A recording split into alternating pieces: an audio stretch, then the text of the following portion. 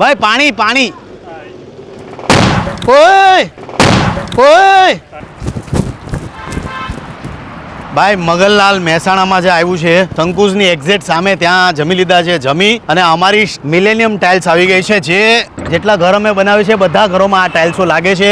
એના વિશે તમને હું માંડીને કે ભાઈ છેડાવો તો ખરા. આજે અમારો કરજીસરમાં જે ઘર બનવા જઈ રહ્યો છે તો એની ટાઇલ્સો આવી ગઈ છે ને જેટલા ઘર બને છે એની ટાઇલ્સો એક સાથે આવી ગઈ છે. આમ તો મુકેશ અંબાણીથી લઈને ખજૂરભાઈથી લઈને ગુજરાતમાં જેટલા અમે ઘર બનાવ્યા છે તમામ જગ્યા પર મિલેનિયમ ટાઇલ્સ અમે વાપરીએ છીએ. તો આ જેટલી ટાઇલ્સો છે ઠલવી નાખીએ પછી કરજીસરમાં જે ઘર બને છે એની ટાઇલ્સનું કામ ચાલુ કરીએ. ચલો ભાઈ જાને દો. આપણે જેટલા લોકો કામ કરીએ ને બપોરે 1 થી 3 કામ કરવાનું જ નહીં કોઈને. આમાંથી કોઈક નહીં આપણી ટીમમાંથી બીમાર પડ્યું ને તડકાના લીધે લૂ લાગવાના લીધે હેરાન થયો ને તો આપણા કામમાં ટોટલ ઇફેક્ટ પડી જાય. 3 થી ભલે રાતે 12, 2, 3 વાગે પણ આપણી ટીમનો આજથી આ નિયમ.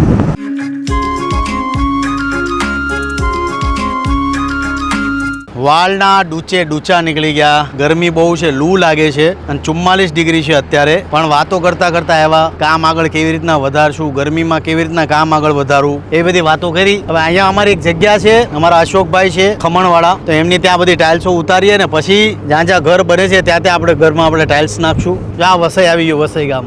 હવે જીવન નીચે રે અહીંના વાયરોના કોઈ ભરોસા નહીં હો ભાઈ. ઉપર વાયર છે બસ. અરે ભાઈ यहाँ पे 2 झाड़ है बस भाई आओ तो कोक उतारवा. બાપે બધું બળે કેટલું.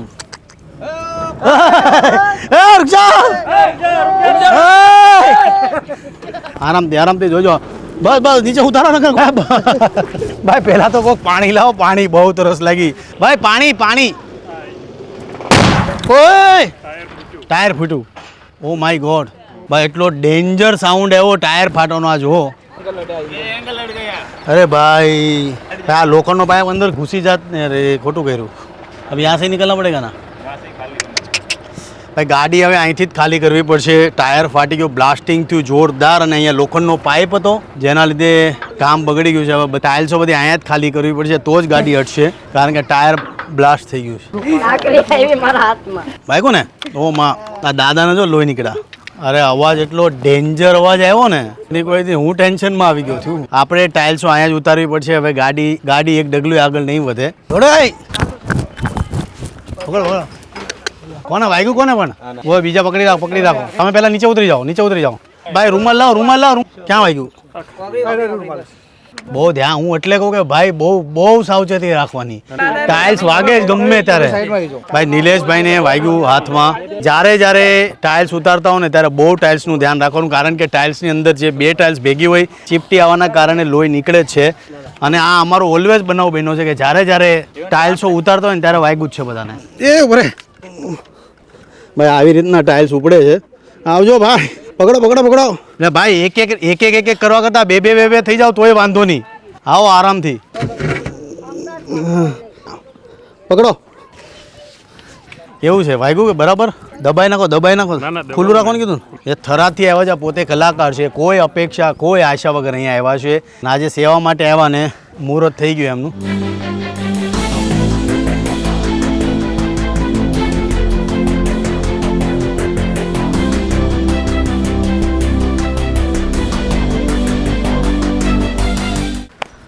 હલો. કાલે રાત્રે થોડુંક લેટ થઈ ગયું હતું એટલે સવારમાં ઉઠીને પાછા અહીંયા આવી ગયા છે. મહેશ દાદા આજે ખાસ આવ્યા છે. ઘણા લોકો પૂછતા હતા કે ભાઈ મહેશ દાદા કેમ નથી દેખાતા. મહેશ દાદાએ આજે એની આમ જોવા જઈએ તો વેરી હાઈ ટાઈટ શેડ્યુલને સાઈડ પર મૂકીને આજે ખાસ સેવામાં આવ્યા છે. હમણાં મહેશ દાદા તેલના બિઝનેસમાં લાગ્યા છે એટલે હવે અમને ટાઈમ નથી આપતા. શું કહે છો મહેશ દાદા? બોલો તો હવે બોલવાનું બંધ કરી દીધું. વિચાર કરો.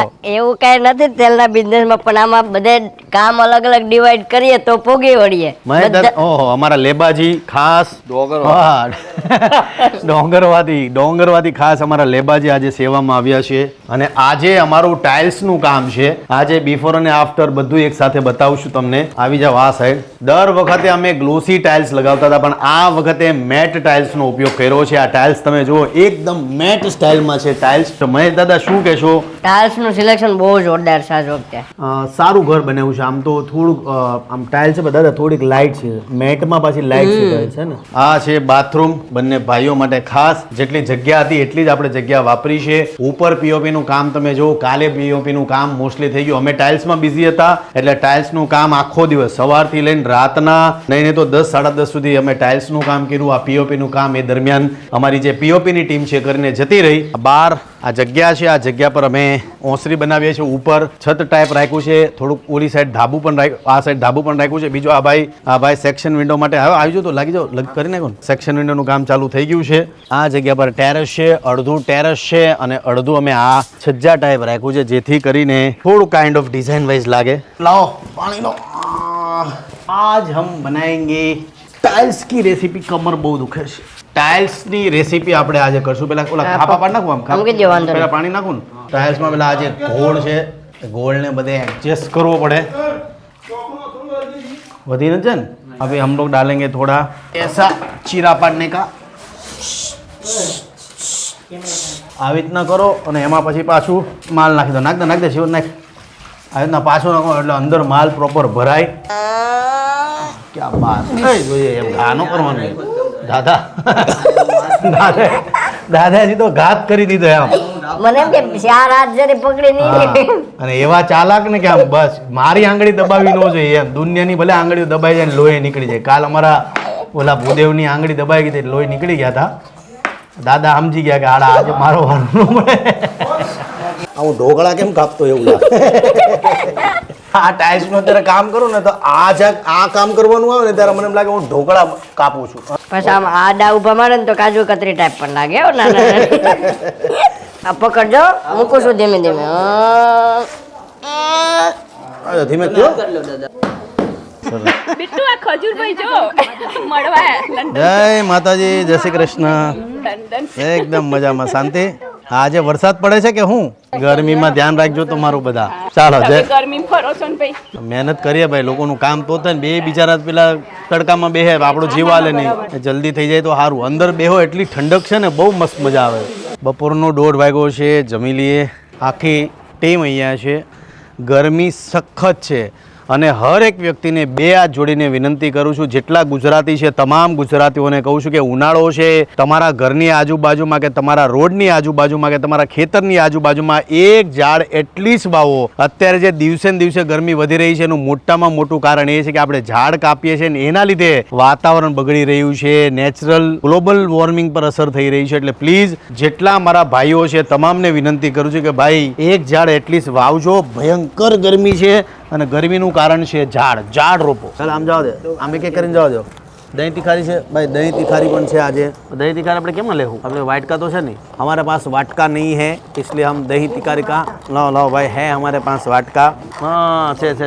ગરમીમાં મોટામાં મોટો પ્રશ્ન ઓલવેઝ એ ઉભો રહીને કે ગરમી એટલી લાગતી ને ખબર નહીં, કુદરતી ખાવાનું જ ન ભાવે. એવું થાય કે નહીં? આમ અંદરથી ભૂખ લાગી હોય બહુ કે આપણે આજે ખાઈ જ જવું છે જે મળે, પણ પછી ખાવા બેસે ને એટલે ભૂખ જ ન લાગે. સો ये है हमारी दही तिखारी. મગ છે, ગોળ છે, ટમેટા છે, ભાખરી છે ને દહીં તિખારી છે ને પાપડ છે. પણ પ્રશ્ન આખો એ છે કે ગરમીમાં ખાવાનું ભાવતું નથી. તો જે કોઈ સલાહકાર હોય જરૂરથી અમને જણાવજો કે ભાઈ ગરમીમાં ભૂખ લાગે પણ જ્યારે જમવા બેસીએ તો ગરમીના કારણે ભૂખ નથી લાગતી અને ખવાતું નથી. તો એના માટે શું કોઈ ઉપાય છે જરૂરથી કહેજો. મને અને મારી ટીમને બહુ જરૂર છે. તડકાના હિસાબે તડકામાં પાણી જ ભાવે, બીજું કશું જ ન ભાવે. તમે આ હનુમાન દાદાની કૃપા કયો, તમે કિસ્મત કયો, ડેસ્ટિની કયો, ખબર નથી. પણ આજે ચમત્કાર એવો થયો કે અમે બપોરે જમવા બેઠા વડસમા ગામમાં અને જમતા એવું થયું અમારી સાથે કે જમી અને ઊભા થયા. હું જસ્ટ ઊભો થયો અને મેં કીધું કે ચાલો હાલો ગાડી કાઢો. એટલું ખાલી બોલ્યો ને ગાડી ઓટોમેટિકલી રિવર્સ થઈ અને મારી બાજુમાંથી નીકળી ગઈ. એટલી સ્પીડમાં નીકળી અને જોરથી ભટકાણી. પાછળ જે અમારો શેડ હતો, જાળીનો શેડ હતો એની યારે ભટકાણી. એના સહારે ગાડી આખી ઊભી રહી ગઈ. અમે દોડીને પાછળથી 10 10-15 જણાએ થઈને ભેગા થઈને ગાડી બહાર કાઢી. અમે ગાડી બહાર કાઢ્યા પછી ગાડીની એક ખરોચ નથી. મને એવું લાગ્યું કે ભાઈ ગાડી રિવર્સ થઈ ગઈ એટલે કદાચ હેન્ડબ્રેક નહીં ચડી હોય. દોડીને એ જોયું તો ગાડીની અંદર હેન્ડબ્રેક ચડેલી હતી. એટલે આ હનુમાન દાદાની કૃપા તમે કહી શકો કે કોઈને ખરોચ નથી આવી. પણ ગાડી વિચારવાનો પ્રશ્ન એ હતો કે ઓટોમેટિકલી ગાડી રિવર્સ કેમ ગઈ? ત્યાં કોઈ ઢાળ નહોતો, અમે ત્યાંથી નીકળી ગયા. પણ આને એક કિસ્મત કહેવાય, એ એક દાદાનો ચમત્કાર કહી શકો તમે કે જીવનમાં તમે કોઈની સેવા કરો ને તો એ આડે આવે છે. તમે કોઈ ગરીબનું કામ કર્યું હોય તો એ પણ આડે આવે છે. અત્યારે કરજીસણમાં અમારું કામ ચાલુ છે, કામ પતે એટલે પાછી આગળની વાત તમને કહીશ. આ એટલા માટે કહું છું તમને કે ભાઈ મારી સાથે જે પણ વસ્તુ બનતી હોય ઓલવેઝ તમારી સાથે હું શેર કરું છું. એટલે આ એક નાનકડો ઇન્સિડન્ટ હતો એ તમારી સાથે શેર કર્યો. કરજીસણ ગામના રમણભાઈ છે જે આંખે જોઈ નથી શકતા. એમની ઈચ્છા એવી છે કે ભાઈ ખજૂરભાઈનો અવાજ સાંભળવો છે. પોતે આવી નથી શકતા પણ આપણે એમને મળવા જઈએ. કેમ છો? મજામાં? જય શ્રી કૃષ્ણ. હવે કંઈ જોઈતું નહીં, મોક્ષ જોઈએ છે. એટલે તમે ધર્મનું કામ કરો છો એટલે તમારી મારે એ જ દુઆ જોઈએ છે. પૈસો જોઈતો નહીં, સોનાની ઈંટો જોઈતી નહીં. વાહ ભાઈ વાહ, બસ મોક્ષ જોઈએ છે. બહુ સરસ, બહુ સરસ. એટલે મેં તમને બોલાયા બે વખત થાય ના કરે. થોડું ઘણું તમારું ધર્મ મારામાં આવે તો મને મોક્ષ મળે. બસ આ ભારી ભાવના. વાહ ભાઈ વાહ. અમારા જેઠ ગોડા હ બેની સેવા કરું. તમે સારું કરો છો એ જ મને ગર્વ છે. આવા સમયની અંદર આવા માણસો પડ્યા છો એ આજે 65 વર્ષે મને ગર્વ થઈ ગયો. મારા ઘેરથી 15-16 વર્ષથી વતરાસ હતો એમની હું સેવા કરું છું. મારા જેઠની હું સેવા કરું. એક્સિડન્ટ થયું હતું 6 મહિના સુધી એમને સંડાસ ને બધું મેં કર્યું. જો સુધી મારાથી બનશે તો સુધી બેની સેવા કરી. બેની સેવા તમે? હવ ભગવાન હાથ પગ હાચા રાખજો. ખજૂરભાઈ આવો અને ભગવાન આવા ને આવા ખજૂરભાઈ જેવા દીકરા બીજા પાકજો. તું સેવા કર. પાલીબેન છે જે એમના હસબન્ડ છે, આ 17 વર્ષથી જોઈ નથી શકતા. કરજીસણ ગામના રમણભાઈ હરિયાણ પ્લેટો નાખી. એમના જેઠ છે. એમનું ટોયલેટ બાથરૂમ પોતે થોડાક માનસિક છે એક્સિડન્ટના કારણે. પણ આ બંનેની સેવા આ પાલીબેન કરે છે. કરજીસણ ગામના છે. આરામથી લેજે.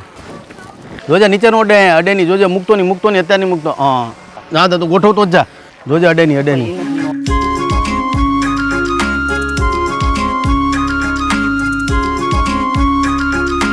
કાંઈ નાખ.